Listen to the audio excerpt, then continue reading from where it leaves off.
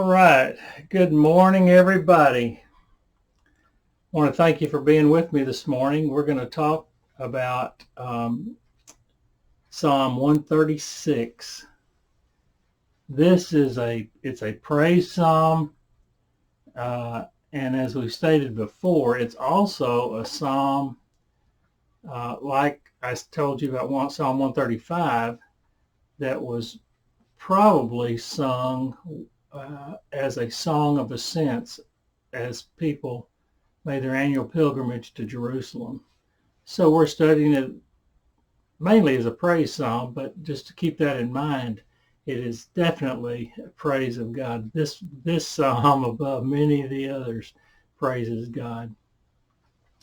This is a psalm with 26 verses. The beginning of every verse is different, but the end of every verse is the same. It is exactly the same. That end of the verse in the NIV says, His love endures forever. The RSV translates it as, His steadfast love endures forever. And the King James translates it as, His mercy endures forever, or something like that. So what's with all those different translations? NIV, as I told you, said His love endures forever. This is introductory material, but we need to cover this half a verse because it occurs 26 times. We don't need to cover it every time. So I want us to make sure we understand what His love endures forever means. The NIV translates it as His love endures forever. It occurs 26 times, as I told you. The RSV and the ESV translate it as His steadfast love endures forever. The Berean Study Bible translates it as loving devotion. The King James and the New King James translates it as His mercy endures forever. The New American Standard translates it as faithfulness. His faithfulness is everlasting, it says. The CSB translates it as faithful love. The HCSB translates it as love is eternal. And the ISV, I love this one, the ISV translates it as gracious love. The Hebrew word for the phrase His mercy endures forever, or His love endures forever, or any of those others that I mentioned to you, comes from a phrase that phrase His love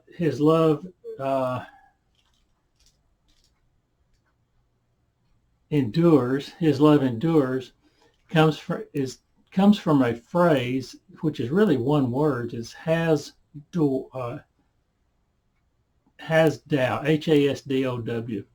That is what's there, and that's what gets translated into what we have in our English Bible. And that relates to, now I want you to stay with me on this, it's very interesting and very good. It relates to a word in Strong's Concordance, which is word number 2617, and that word 2617 is chesed, Chesed. This is the usual word used for grace in Hebrew. And they don't really use grace, but that would be grace in Hebrew. The actual definition of chesed is favor. There's where I guess you get the word grace. The actual definition is favor, goodness, and kindness. So you get lots of choices on how you want to translate that word, but they all mean sort of the same thing, but we're going to talk about that right now. Probing for the understanding of this word is like probing the depths of the ocean with a fixed length line looking for the bottom. You throw the line over, figuring out how deep it is, and if you touch bottom, you know how deep it is. Well, you throw off your first length of line and you don't touch bottom. So you've got to add some line to it.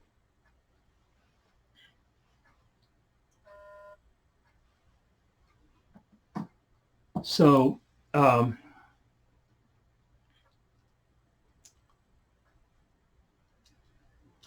so using the above translations, we find that the word love is not adequate if we're thinking of it in terms of probing for the bottom of the ocean with a fixed length line. Then we see the word love is not going to be adequate to describe the characteristics of God relating to love.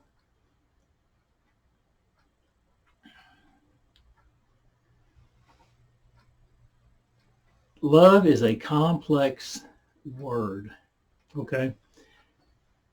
It is like throwing out a line into the ocean.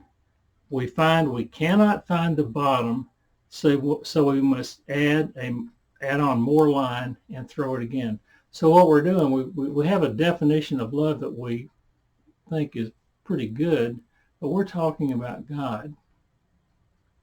So we know in the beginning it's going to be complex. And so it's probably going to be incomplete. It's hard, you just can't describe God in adequate terms. Okay, so we look at the ESV.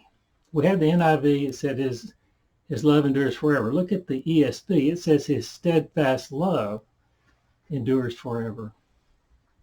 Steadfast, constant, and immutable.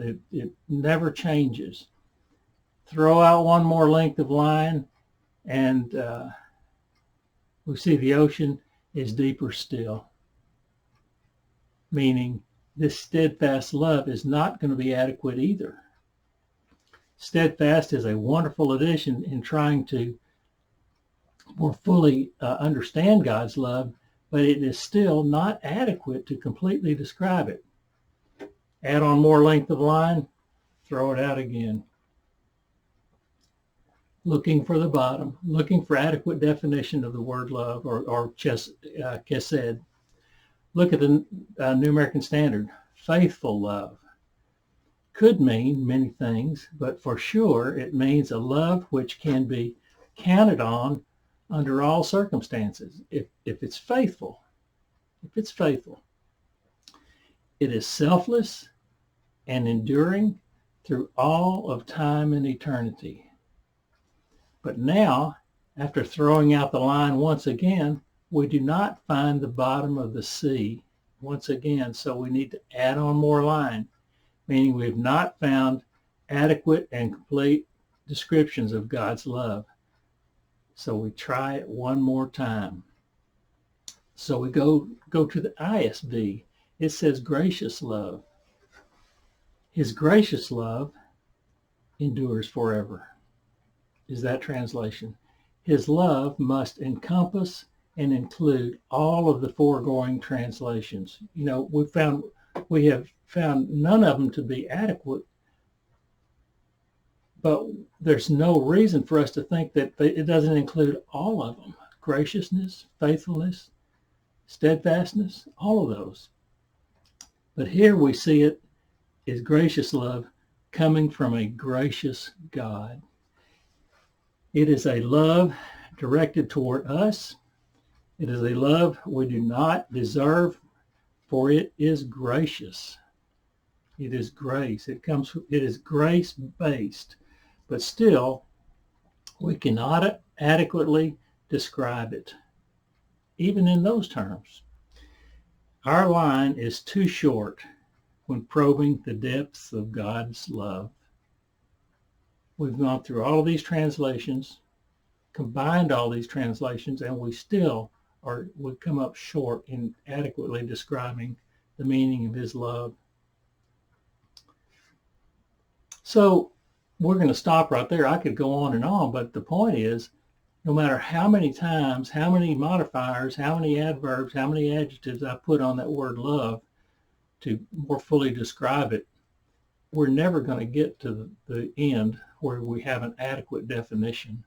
We have one we can live with, but it's not completely adequate. We serve a gracious God who loves us and sent his son to die for us.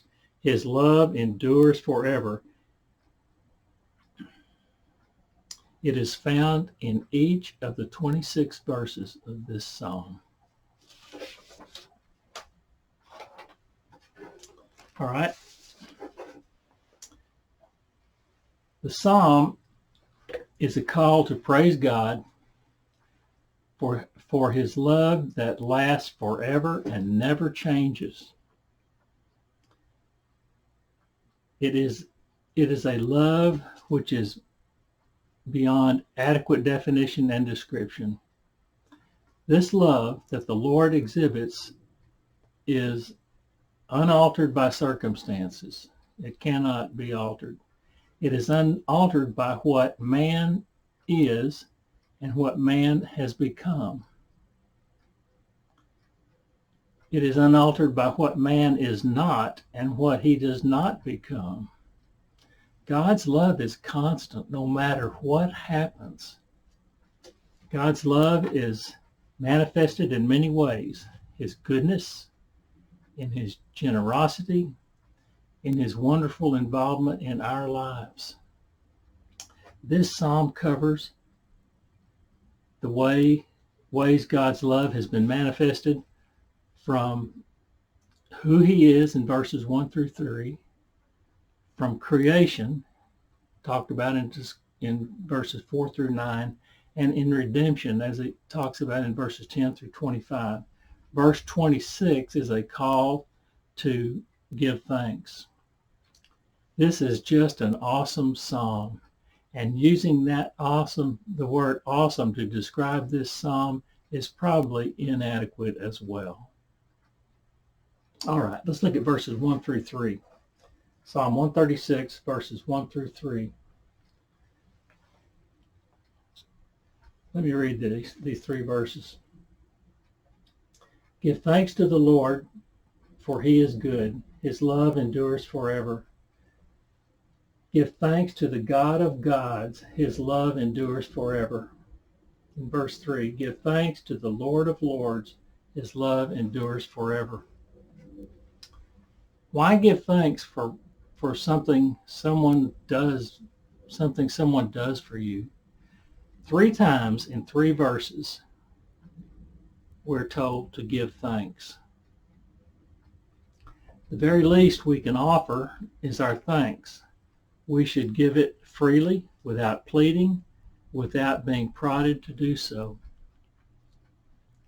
We should be grateful benefactors. We give it purely and simply because he is good. That's what it says there in verse 1, for the Lord is good. All he does is good. Everything that flows from him is good. He is all fully good. We have seen that he is good. He has proven he is good. He is good beyond all others. He is good in the highest sense of the word good. He is the source of all good. He is the good of all good. He is the sustainer of good. He is the perfecter of good. He is the rewarder of good. Wow, God is good. God is good. His love, his steadfast love, his faithful love, his mercy, his gracious love endures forever. Let's look at verse 2. Let me read it again. Verse 2, give thanks to the God of gods. His love endures forever. If there were powers worthy to be called goods, which there are not, then he is the God over them. In Psalm 135:5, we talked about it last week. Let me read 135:5 again. Let's just flip over one page. 135:5 says, I know that the Lord is great, that our Lord is greater than all gods. He is greater than all gods. We saw that the only gods are those made and defined by man. We saw that and we talked about it in Psalm 135 verses 15 to 18. Nothing can be compared with Elohim. If you notice, we get a change in the name, the way God is referenced here. Verse 1, and I guess probably all the other verses where his name appears, he's called Lord. In verse 2, he's called God. So we change from Yahweh to Elohim. Elohim is the name that was used for God in creation, and in other places it's when he's the all-powerful. It's used in situations where, in context, he's being referred to as the all-powerful.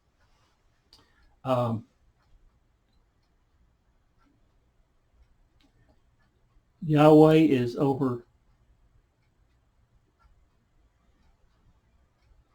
our God, to be worshipped and adored. He is worthy of our reverence to the highest degree.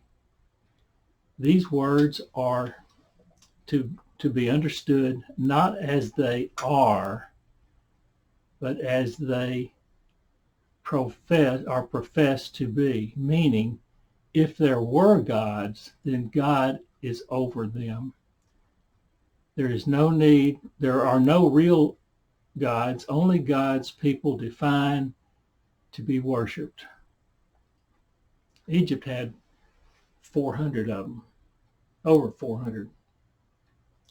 I remember the number 413 or 418, and they all dealt with specific things.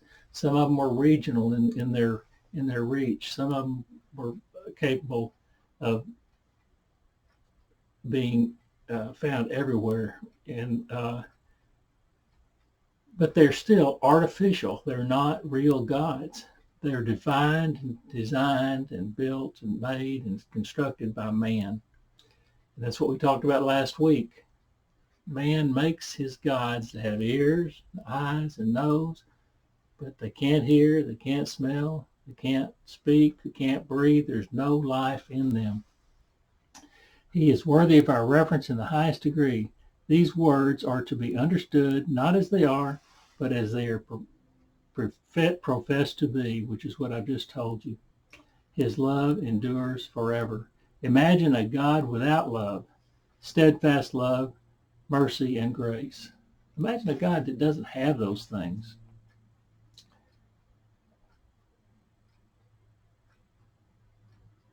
We would get up each morning wondering what kind of terror and what kind of inconsistency we might face today from such a God. We can count on Yahweh to be good, for he is over. He has only our best interest in mind. All right, let me read verse 3 again. Give thanks to the Lord of Lords. Very interesting. There are many lords, really. There are many lords. Not Lord like God, but many lords. Yahweh is over all of them. I might add that there are many kings, and Jesus Christ, when he comes, he will be over all of them. He will be called the King of Kings and Lord of Lords. That is talked about and referenced in Revelation 19:16. All lords are in the plural, and all are summed up in the singular Lord with the capital L. He makes law. He administrates law. And for this, we can be thankful. His love endures forever. Yes, he mingles his mercy with his justice as only he can do. He is consistent in this forever.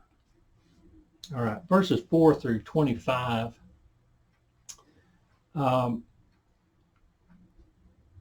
Refer to him who is the good of verse 1, the God of gods of verse 2, and the Lord of lords of verse 3. and is referenced in verses 4 through 25 as the one who has done all of the things in which all of the things in each of the remaining verses give thanks for him. His love endures forever. All right, verse 4. Let me read verse 4. Chapter 36, verse 136, verse 4. To him who alone does great wonders. That's coming off of verse 3 that says, give thanks to the God of gods, his love endures forever, comma. Give thanks to the Lord of lords, his love endures forever, comma. Then verse 4, to him who alone does great wonders, his love endures forever. Great wonders, the creator, the worker who does such remarkable things to us are child's play to him. He did those things listed here. We had his help. He had no help from any other God at creation. In fact, what things have the gods of idol worshippers actually done? They've done nothing. They created their gods, and what have they actually done? They have done nothing. Another psalm says, do not trust in princes or idolize them or tremble before them. Worship only God.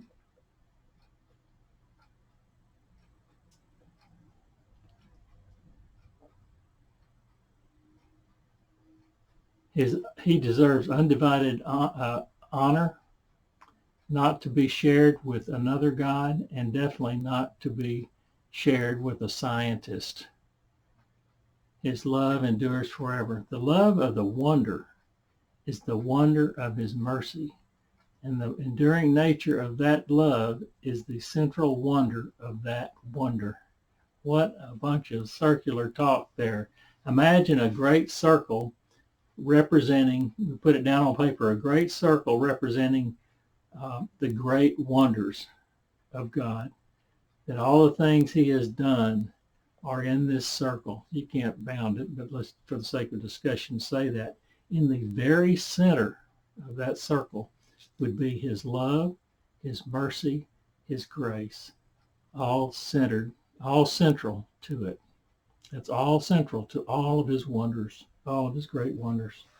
All right, let's look at verse 5. Who by his understanding made the heavens. He used his wisdom to designing the firmament, the upper regions of the heavens, the atmosphere suitable for life that he will create. I hate to even bring up that word firmament. That word comes from the Hebrew word rakia. It's fully discussed in the book, What God Did. But nevertheless, the King James was influenced by the Latin Vulgate, which talked about firmamentum. It got brought forward as firmament in the King James, and then it began to be changed to something else as time went on. It all came from the word rakia, and he used the wisdom to designing the firmament, the upper regions of the heavens, the atmosphere suitable for life that he will create. Divine foresight planned the air and clouds which are suitable for the human race. His love endures forever. He made the heavens. That's what this verse says in verse 5. Who by his understanding made the heavens. The details of his mercy begins in the upper regions of the heavens and filters down to where we are. His mercy is far-reaching, long enduring, all encompassing. Nothing is too high for his reach, and nothing is too low beneath his stoop. He can get higher than anything, and he can get lower than anything as he needs to be, when he needs to be. All right, verse 6. Who spread out the earth upon the waters. Remember, the earth was all water when it was created, and somewhere land had to appear, and this is what this is talking about. He spread out the earth on the waters. That's a poetic way of talking about it. Listen to what Charles Spurgeon says. Lifting it up from the mingled mass. Lifting the earth up. That's kind of what Genesis 1 says. It was formless and empty. In Genesis 1 and 2, darkness was over the surface of the deep. The Spirit was hovering over the waters. What God did says this. This is the book I wrote, and this is what I said about that very thing on page 68. It says, I can see God watching over the earth, holding it dearly under his wing. And that follows a quote of Psalm 91. I can see God watching over the earth, holding it dearly under his wing. I picture the wash of the Holy Spirit sprawling out, reaching ever further to the ends of this new earth, caring for, watching over, protecting this new creation of God.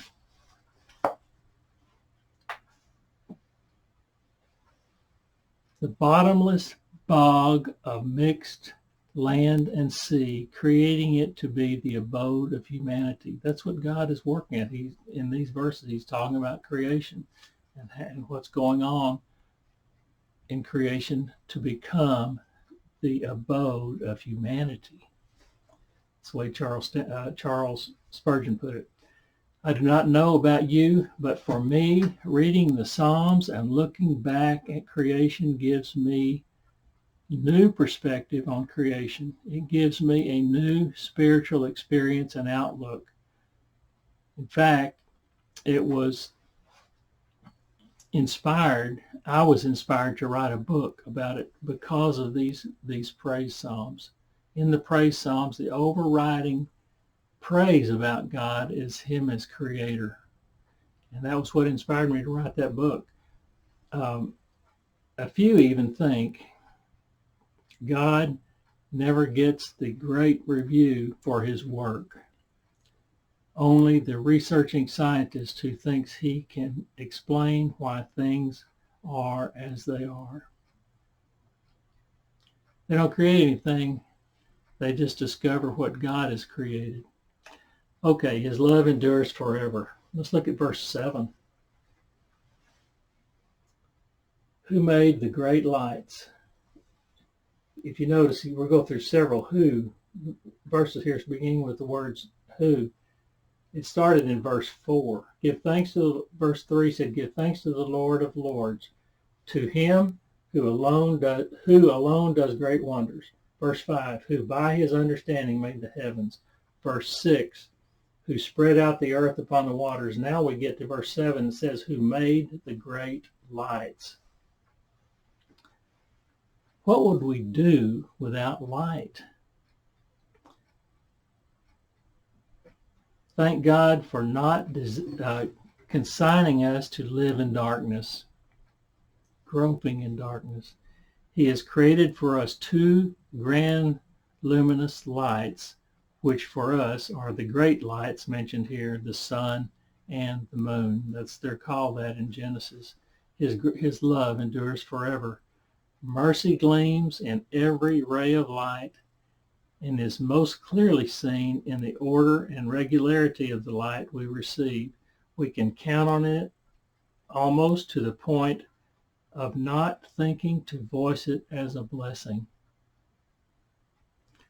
We have light every single day. It's like last week we talked about the process of clouds forming and bringing rain to the earth. We think of the rain as the blessing. We don't really think of the process. Well, God created the process. And both the process and the end result of the process are blessings for us. The light that comes to us in the form of a blessing, we really have to stop and think about as a blessing because we have it all the time. It happens every day. All right, we need to voice it as a blessing. Verse 8, he goes on and says, the sun to govern the day. The sun to govern the day. Where would we be without the sun? The sun rules because God rules. We have light and warmth from the sun. However, it is not to be worshipped, but worship only the creator of the sun. His love endures forever. Every sunbeam reflects God's love and mercy. Even non-believers are blessed because of it. Verse 9, the moon and the stars to govern the night. Verse 8 said the sun to govern the day. Verse 9 says the moon and stars to govern the night.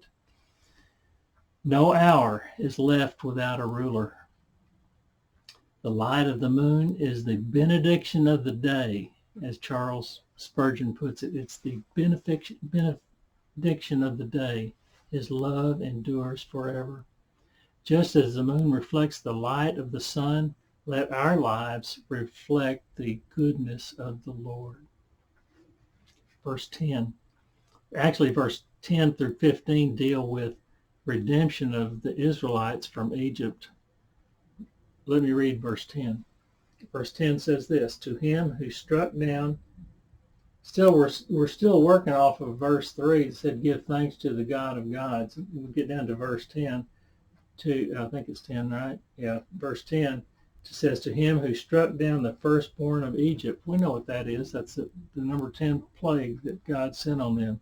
Because the Pharaoh stood in the way of the Lord's gracious purpose, it was necessary for the Lord to deal with him with justice. The plan was for mercy to Israel and through them, ultimately, mercy to the rest of the world throughout the ages, for it is through them Jesus would come. He struck down the firstborn of Egypt, the last of the plagues which finally brought Pharaoh to the point of releasing Israel. He brought them out even though they were scattered among the Egyptians. They were all through the Egyptian, yet God brought them all out. His love endures forever. Verse 12.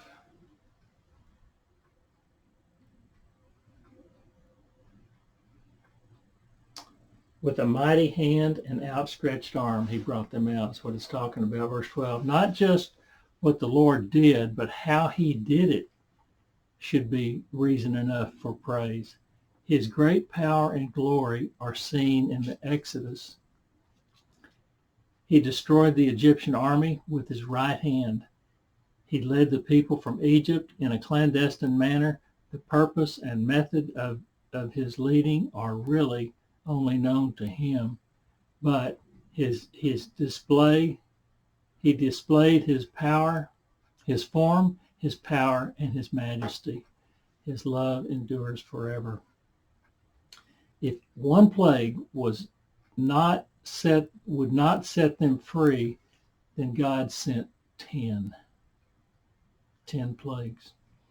But they will be free. Not one Israelite will remain under Pharaoh's power.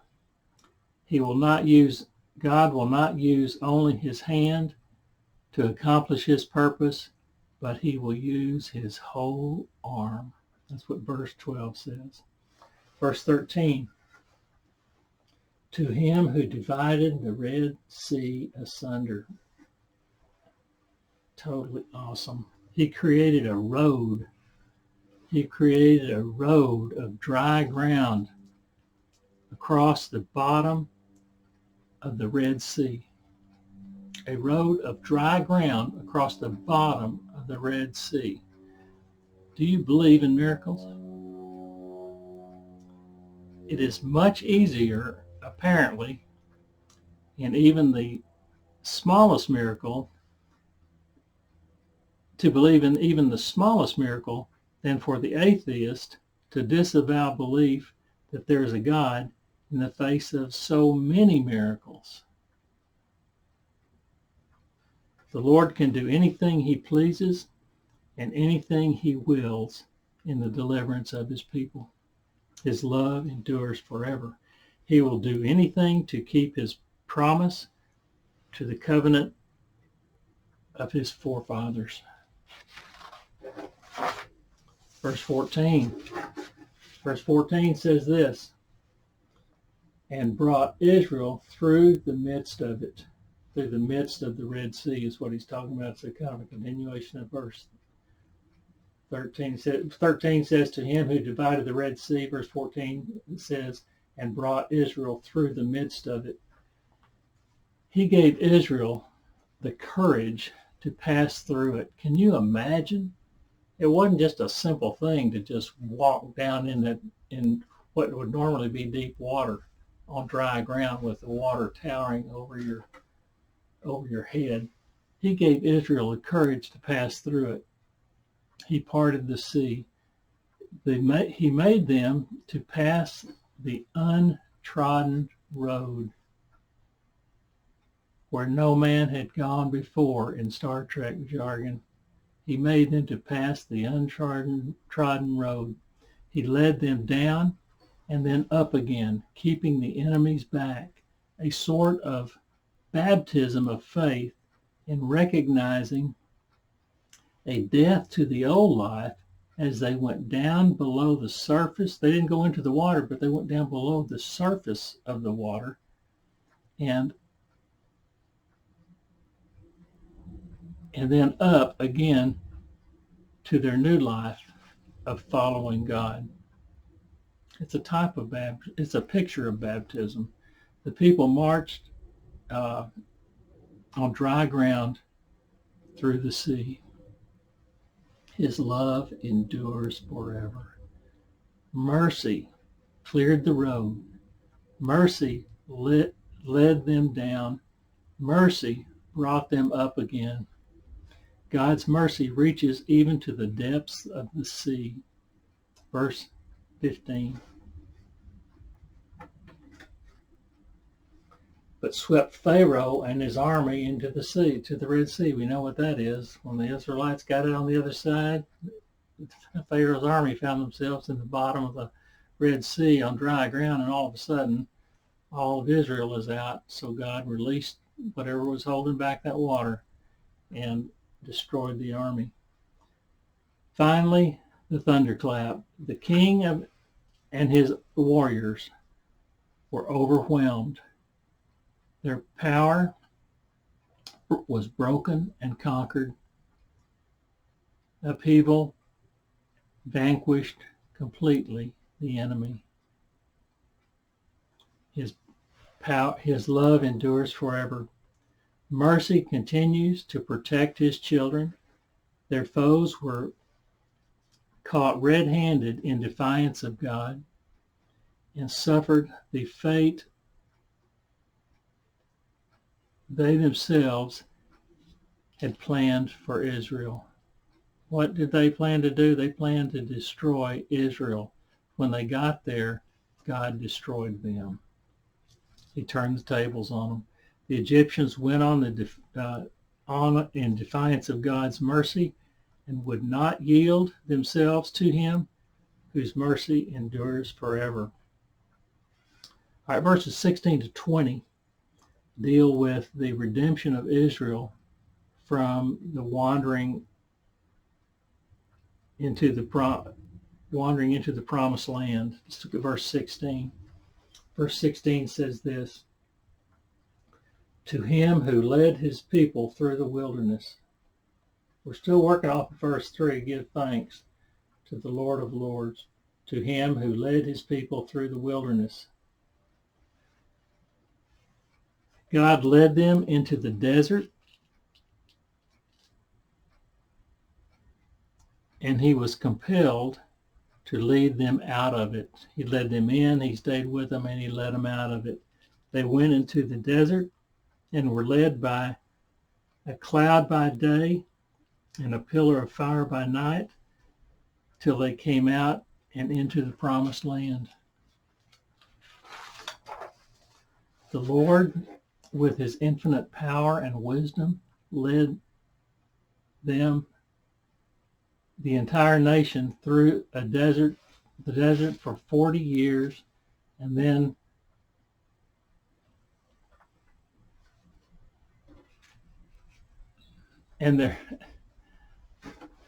their feet did not, he led them in the desert. They walked. They didn't have dune buggies to ride around in. They didn't have cars. They didn't have all-terrain vehicles.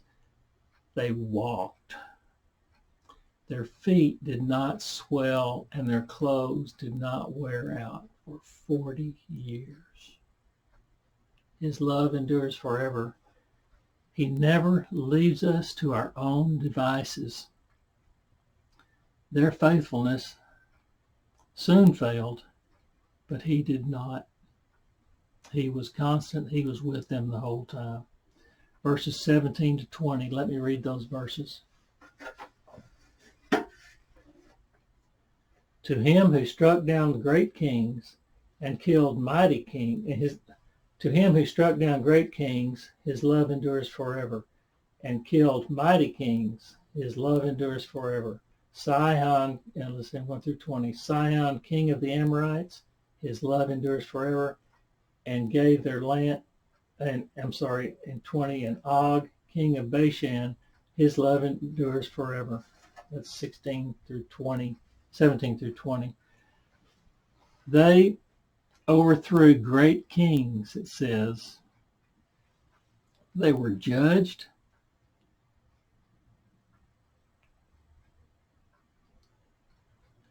They were judged great because they had large, powerful armies. These guys that I'm talking about, the king of the Amorites and Og, king of Bashan, and their deaths, their deity.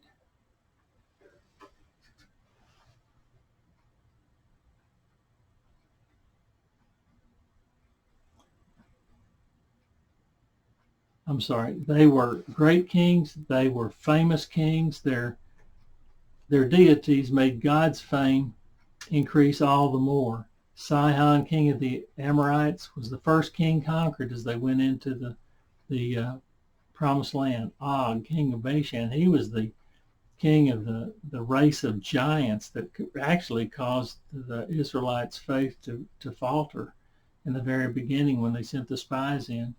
He who subdued the mighty ruler of Egypt made short work of these great kings. His fame increased all the more in defeating such famous kings. Sihon defeated Moab.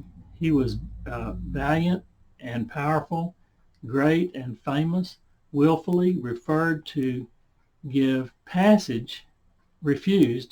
He willfully refused to give passage to Israel and fought them in malice.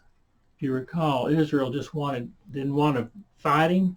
They just asked the king of Sidon, or the king of, for safe passage. We just want to go through. We don't want to mess anything up. We're going to leave everything just like we found it, sort of thing.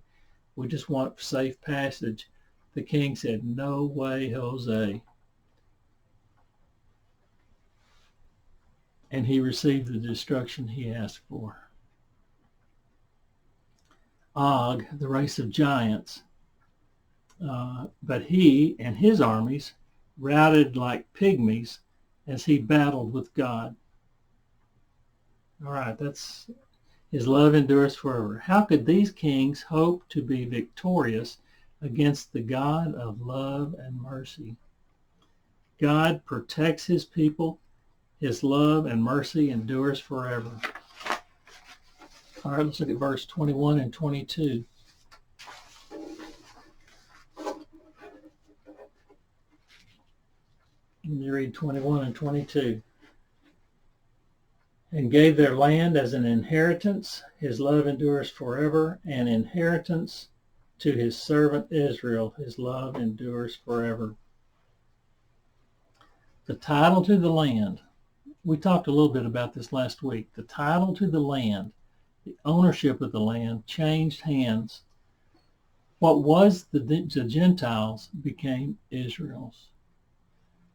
Through the Gentile kings, though the Gentile kings were defeated,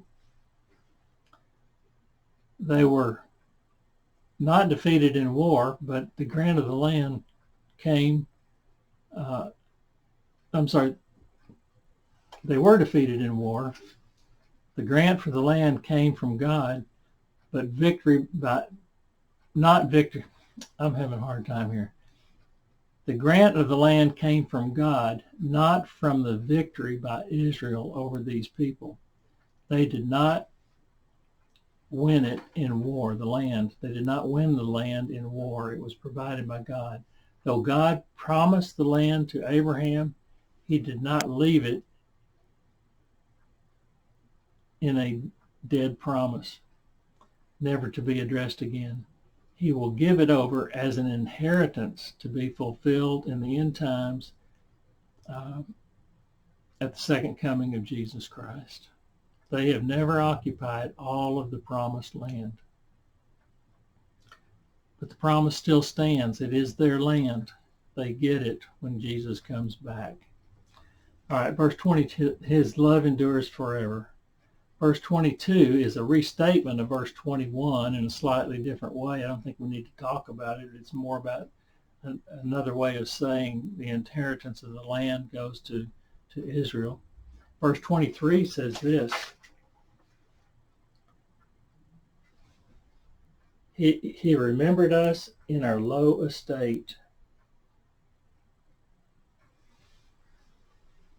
For God to even think of us is a wealth of love and mercy, just for us to know that we're on his mind.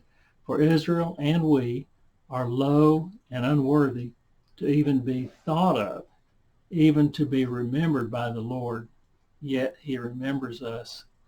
We and they were low in faith, low in love, low in every other grace. Even the Lord has not forgotten us. His love endures forever. Since we have brought ourselves low, kept ourselves low, and prepared ourselves to go even lower, he could have changed his position towards us. He could have changed his mind, but he did not. His love and mercy endures forever. Verse 24. Did I read 24? Let me read verse 24. And freed us from our enemies. Israel's enemies had brought them low, put them into slavery. They were in need of redemption. They needed to be redeemed out of slavery. The Lord intervened and freed them. His love endures forever. Verse 25, he gives food to every creature. He is the Yahweh Jireh, the name that Abraham found on the mountain, thinking he was there to sacrifice his own son, Isaac. He named the place with an altar there, Yahweh Jireh, means God, the God of provision, the God of providence. This deserves our devout thanks. If we are heavenly, spiritually if we think of heavenly spiritual food, our thanks go to an even more elevated height. He freed us of our creators, he freed all of his creatures, which in itself deserves our thanks and praise. But how much more so do we expect him to take special care of his own children? His love endures forever. All right, let's talk about verse 26 and then we'll be done. Verse 26 says this: give thanks to the Lord of heaven. His love endures forever. Again, it's a pleading for thanks to the God of heaven, a title full of honor in itself. The Lord is God in the highest realms. His throne is set in glory in the place of his oversight of all things. In this title, we see the greatness of his nature, the depth of his condescension, and the range of his love. His love endures forever. Thank you for being with me today. That's all I have for you.